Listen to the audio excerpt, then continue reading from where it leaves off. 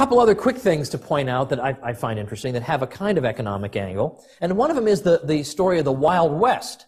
Now, we all know about the Wild West because we see Hollywood movies and we've read books about it, that in the Wild West, everybody's got a gun, and so therefore everybody's shooting. That seems to be the logic. If you've got a gun, well, naturally, you're just going to start firing it. And it seems like the truth, though, in recent years, scholars have uncovered that our understanding of the Wild West is about 180 degrees wrong.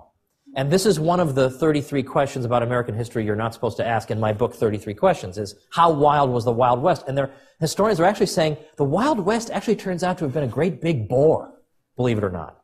That when you actually look at it, it was actually a big bore. Larry Schweikart from the University of Dayton has estimated that fewer than a dozen bank robberies occurred in the entire frontier West from 1859 to 1900. So this means that there are more bank robberies in modern-day Dayton, Ohio, where Larry Schweikart teaches, in a single year, than there were in the entire Old West period. Now, Buffalo Bill Cody went around telling people that he had been wounded in battles with the Indians 137 times. Wow, there's a lot of violence going on out there. And then finally, under pressure, he said, well, it wasn't really 137. It was one time, but it was really bad that one time. It's really bad. But it was that this sells dime novels better if you say you were wounded 137 times. So actually the consensus, evolving consensus, seems to be that the Wild West was not really quite so wild. In fact, there's a book called The Not So Wild Wild West that came out a few years ago from Stanford University Press, elaborating on this and displaying some of this important scholarship.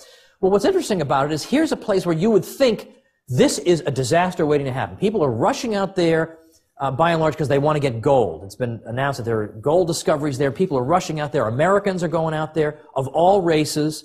There are people from Europe going to California. There are people from China going to California to get gold. No one intends to make his home there. People are going to get their gold and get out.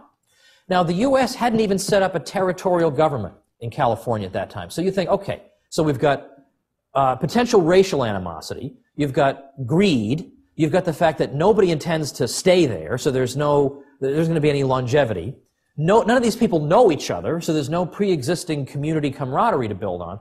This is a freaking disaster waiting to happen. And yet, through basically free market institutions, people voluntarily established organizations that defined and defended property rights, that adjudicated disputes.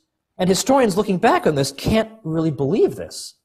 That yet in the absence of an overarching coercive institution, somehow people made this thing work. And it is quite an interesting story.